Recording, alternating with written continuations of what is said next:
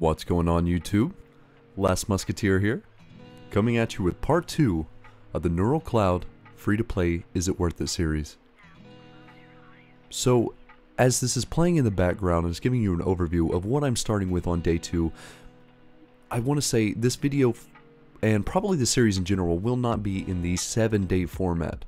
I will put all the videos together in order over that week, but most likely won't be labeling them day to day, because sometimes certain games tend to flow better if you don't give them that day to day look. If you'd rather me do that, you can let me know in the comments, but it's a lot harder to cut down certain aspects of the video, and tends to drive some of them longer. This one was already 20 minutes, and I cut down as much as I thought I could, while still leaving the key points and things that I felt I needed to talk about into the video. So first things first, I wanted to talk about the deep diagnosis area. This is a certain part of missions where you will have one final boss that has a lot of extra buffs put onto it. And so the point of the mission is to map out the areas of which you would want to go to get the best buffs, and not only that, go through the deep diagnosis area so you can remove the root protocols from the boss, making it a lot easier as you get to the final stage to deal with it. Because if you leave them all on, if you're not extremely overpowered by the time that you get to that boss, you're going to have an extremely hard time fighting that boss. So make sure that you're going through and paying attention to what it's telling you as far as the tips and the guides early on in the chapters. They give you an overview and pretty detailed of what you're going to encounter in certain situations. So don't just skip through it, because there's certain things that are very crucial for you to understand going forward. So one thing I wanted to note is the fact that the difficulty ramp up is definitely there, and I'm definitely feeling it as time goes on. So like I said before, I put a lot of time and work into my damage dealer, but I didn't focus enough on the core team overall, and it's starting to catch up with me. Now, in the next coming week, I will put more effort into the entire team, but I wanted to see, just how far I could get with what could be deemed as an OP 3-star unit, because if you're pulling on limited banners as a free-to-play, you're not going to have a whole lot of options as far as pulling. You're going to have to pull with what you can get, what you can earn from completing stages, and the more you progress, obviously, the more chances you're going to have. And this game, I can say, has been generous, at least early on, for new players, because I have gotten so many pulls at this point. Definitely something I'm excited to see, because I want to test out some of the stronger units on the limited banner to see what they're capable of. And as you can see, I switched to Hatsutiri based on a comment from a guy that he initially said I should restart my account to try to put all the stuff I've earned so far away from the DeLacy into the Hatsutiri banner, but I can't do that as this is a blind playthrough, so hindsight's 2020. I'm not allowed to go back and redo all that, but I did switch to the banner, and I'm glad I did, so thank you for that comment. But we'll go back a little more into that later. Right now, I want to talk about the vulnerability check aspect of the events. So, basically on this one, you can go into these stages, you pick one per day, you try to finish 100% completion, but if your heroes get knocked out during any of the fighting, they are out for the rest of that day. So, this is where the overall core of your team is crucial. If I go through and I lose my strongest unit in one of these, then the rest of my team is useless. So essentially, spreading out your farm is good, but it's not essentially necessary early on, because while this does offer insanely good rewards through the shop, you're going to have to put a lot of time into it before you can start getting some of the crazier rewards. But it does have a cool thing where you'll set on specific functions, whether you want snipers, melee, shield, or medic. It's really up to you to decide, and you can swap them out at any time. But do understand that you have a limited amount of them, so kind of strategize towards which one is your best option and save the best one for the boss. Now, I'm going into another Hatsutiri pool, and I show you a lot of different pulls because I think it's necessary to show you each one. Maybe you get bored watching them, but the thing is, I need to, as a free-to-play player, show you just what you're capable of pulling, at least early on, so that you get an idea of how generous the game is overall. So as you can see here, I didn't pull the limited 3-star, but I did pull another melee hero, which I'm excited about. I love melee heroes, so I don't know exactly how I'm supposed to pronounce the name, so I'm just going to call her Centauri. If I'm wrong, you can say something about it in the comments, but I do like her kit. She has stuns and she has damage. While her skills don't or lower the amount of damage she does to like 40% or 60% of her attack, it is a lot of shots really quickly, so it can tend to stack up and nuke very fast. I like the idea of her kit. I'll level her up more as time goes on and we'll see just what she's capable of. Now, the Divine Heresy is the event that's currently going on as I'm playing, and I gotta say, with this disc collecting thing, I love this style of event.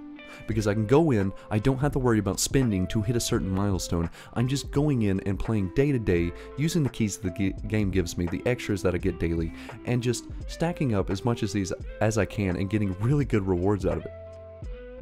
Hopefully the next event has some kind of similar style. It doesn't have to necessarily be the same, almost the same copy-paste event with different missions, but something that I feel like as a free-to-play player I can get the most out of. So just showing a quick example of what Centauri is capable of, she did about 5k more than my next damage dealer. And I hadn't worked her up very far, so there is potential there.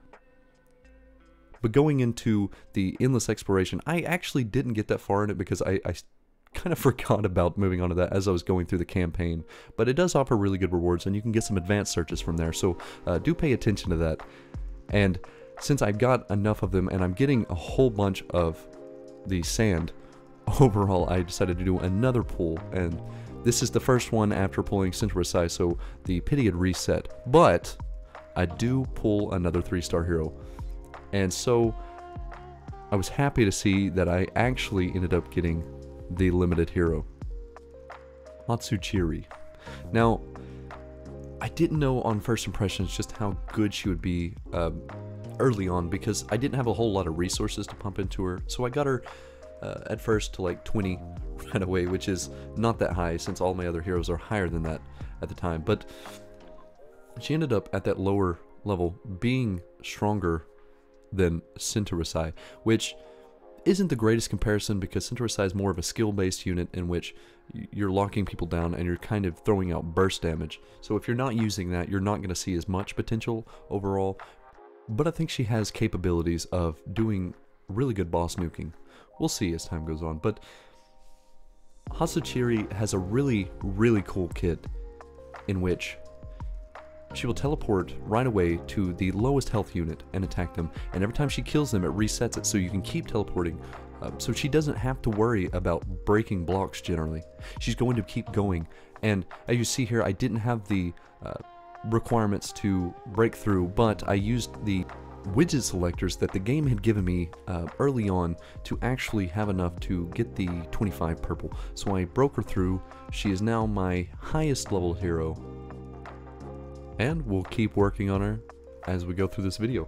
So I'll showcase a little bit of her damage, and you'll see the damage progression that she's actually able to do through, 10 levels or the breakthrough.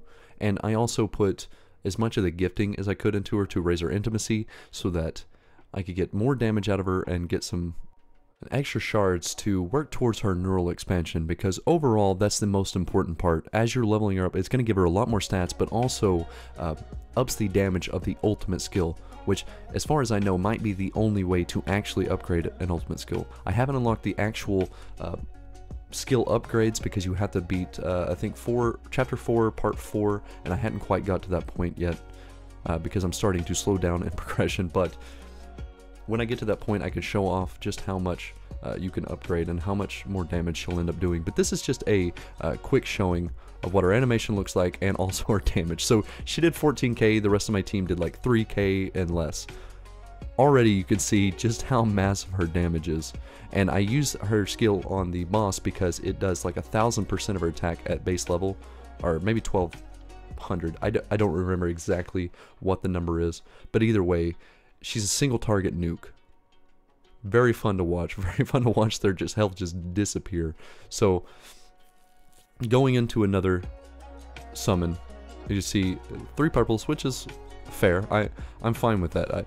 It doesn't matter whether or not I get new heroes every time, because they convert into these neural fragments, which I can go in and pick out fragments for heroes that I've already obtained. So I went in and dumped all I had into Hatsutiri, and you can click the minus button to get as much as you want, but I wanted to see what the cap is for each rotation of it. So you get 25, starts at 5 per piece, then 10, then 15, and where I'm at now I think is 25. I don't know if it gets higher than that or not, but I did do an expansion, and it gives you a hollow star. As you get the next level, it'll fill in that star, and so on and so forth.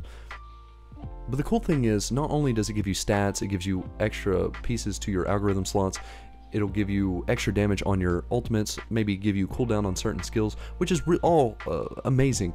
But one of my favorite parts is that you get more artwork for the character, and you can get avatar banners if you get to the end of it. So it's really cool, and I'm all about customization. I love looking at different styles of art, and also because one of them is moving. Some of the banners that you get, the avatar photos, are actually moving. And so it's really cool to see. I like having them on my homepage. That way there's an actual moving thing instead of a static image. But I'm just throwing in some of the algorithm pieces that I had, trying to stack as much damage and survivability as I can. And you can also upgrade just how efficient they are and how much upgrades they give by leveling them up. It seems like right now it's going to be hard to get them very high, but it goes up 10% every time you level it up, so a decent amount of boost. But I'm showing off another summon, and like I said before, I'm not worried about getting a 3-star every time. If it's a new one, that's the most important thing, but regardless if it's a dupe, I can use them to pick and choose what heroes I want to use them on. So overall, whatever I pull works towards every unit, which is something I love. I hate the idea of only being able to get extra neurals from pulling that hero. That would be way too monetized. There'd be no chance. And also, this in particular is fantastic. More of these games that use this kind of style of building up fragments should use this strategy, because I can go in and based on my intimacy level I can run up to 6 stages, and each one's going to guarantee me at least 1 neural fragment. So while that does seem slow, you only get to do 6 per character daily, but there is a cap of 10, so do understand that you're only going to get 10 uses, but you can focus primarily on one of them, do all 6, get at least 6 neural fragments per day, and over the course of a month, that's going to give you the opportunity, at minimum, to get around 180, which, starting out, 60 is the first cap, 70 is the next cap, and then I would imagine 80 probably be in the next one, so you're going to get at least 2 upgrades for a hero per month. That's insane. And not to mention the other 4 that you can use to another hero that may be your secondary that you're leveling up. So overall, there's a lot of options that you have. I think expanding heroes is going to be very quick, and it turns into a late game being more of a resource farm. But I did pull another 3-star right after this, so I got Gin again, which is fine because in that sense I'm getting the 300 extra neural fragments, which I can use to any hero. The next pull I do immediately after that, pull another 3-star, and is the limited banner Hatsutiri again. So overall, I'm not disappointed. Now, I did go into the store, the vulnerability store, and purchase some of the higher level widgets so I could actually break through to the next spot.